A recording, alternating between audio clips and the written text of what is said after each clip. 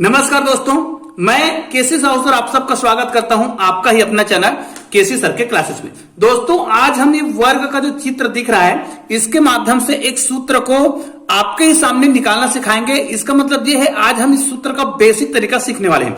जी हाँ दोस्तों, अगर ये वर्ग है तो वर्ग की खासियत होती है कि वर्ग में चारों भुजाएं जो है क्या होती है, बराबर होती है और प्रत्येक कोण कितने अंश का होता है, 90 अंश का होता है। और इसका जो क्षेत्रफल होता है, इसका क्षेत्रफल क्या होता है, भुजा का वर्ग, मतलब कोई भी भुजा दिया होगा उसका वर्ग। और हम सभी जानते हैं कि इनके चारों भुजाएं बराबर होती है। मान लिया जाए अगर इसका भुजा को हम क्या माने, एक्स माने, तो लंबाई चौड़ाई मतलब सभी भुजा क्या होगा, आपस में बराबर होगा। ये भी एक सही होगा, ये भी एक सही होगा। तो इसका अगर हम क्षेत्रफल निकालें तो एक्स का वर्ग होगा।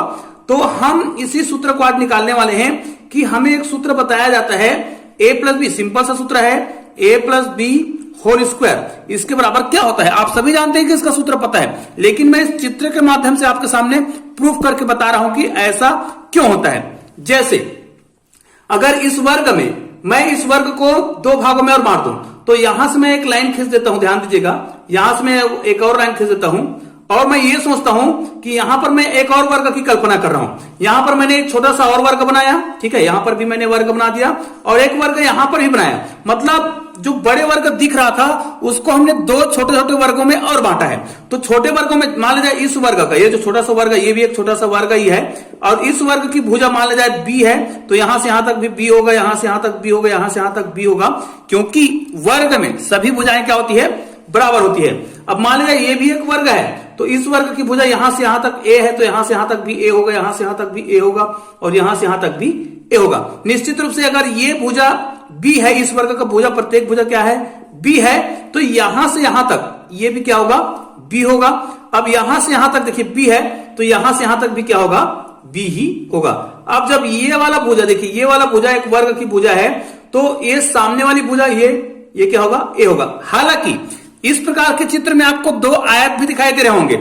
जैसे ये वाला एक आयत है जिसमें ये वाला भुजा ए है तो ये वाला भी ए होगा। इसका मतलब यह है इस चित्र में हमें क्या समझ आया, ध्यान दीजिए, ये क्या है, ये जो बड़ा सा चित्र दिख रहा है क्या है, ये भी क्या है, एक वर्ग है। और इसका अगर मैं क्षेत्रफल निकालूं, हालांकि पूरे जो आकृति दिख रहा है उसका क्षेत्रफल क्या होता है, भुजा का वर्ग, और हमें पूरे का क्षेत्रफल निकालना है। तो भाई इसका क्षेत्रफल कितना होता है, ध्यान दीजिएगा, इसका क्षेत्रफल क्या होगा। अगर हम इसका वर्ग का क्षेत्रफल निकालें तो ये देखो भुजा लिखे थे, एक्स लिखे थे, अगर यहां तक यहां क्या पूरा एक्स है, ठीक है, तो हमें क्या करना पड़ेगा, ये दो भाग में टूट गया है, मतलब ये ए प्लस बी का वर्ग करेंगे, ये देखिए इसका वर्ग करेंगे यहां से, लेकिन ये दो भागों में टूटा हुआ है। कौन से भागों में टूटा हुआ है, ए प्लस बी के रूप में, तो हमने इसको ए प्लस बी के रूप में लिख लिया।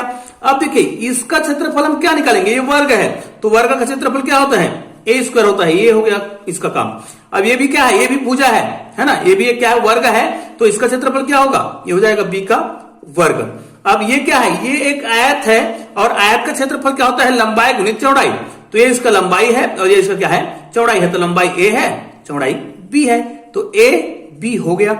अब ये भी तो एक आयत है ना, तो इसमें लंबाई और चौड़ाई भी दिया है, इसमें भी लंबाई क्या है, ए है और चौड़ाई क्या है, बी है, तो इसमें भी क्या होगा, ए और बी। फिर इसको जब हल करोगे ना तो ए स्क्वायर प्लस बी स्क्वायर और प्लस 2ab, ये देखिए सूत्र आ गया। और हमने इसमें किसी प्रकार के इसको गुना नहीं किया, डायरेक्ट इस सूत्र के माध्यम से, इस चित्र के माध्यम से इस सूत्र को व्युत्पन्न करके आपको दिखा दिया। तो दोस्तों ये बहुत ही शानदार तरीका है, इस तरीके से आप इस प्रकार के सूत्रों को निकाल सकते हैं और ये बेसिक तरीका है। निश्चित रूप से छोटा सा वीडियो जरूर है लेकिन आपको पसंद जरूर आया होगा और निश्चित रूप से आप इस वीडियो को अधिक से अधिक शेयर जरूर करेंगे। तो दोस्तों मिलते हैं ऐसी और बेहतरीन वीडियो के साथ, तब तक के लिए जय हिंद, जय भारत।